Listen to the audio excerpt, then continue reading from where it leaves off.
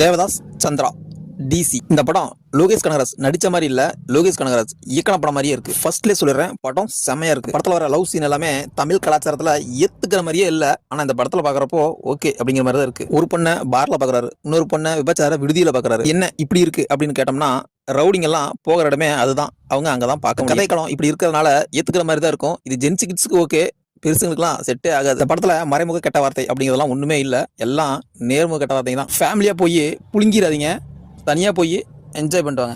இந்த படத்துல பிளட் சும்மா ரொம்ப தெரிக்குது. வேணுங்கிறவங்க முன்னாடியே அண்டா எடுத்துட்டு போயிருங்க, புடிச்சிட்டு வந்துடலாம், அந்த அளவுக்கு தெரிக்குது. நான் இதை ஏன் சொல்றேன்னா, இந்த படம் பார்த்தீங்கன்னா உங்களுக்கே புரியும். ஆக்ஷன், லோகேஷ் கனகராஜ் நடிப்பு எல்லாமே சூப்பரா இருக்கு. என்னதான் இருந்தாலும் மறுபடியும் சொல்றேன், படம் சூப்பரா இருக்கு, மியூசிக்கும் சூப்பரா இருக்கு.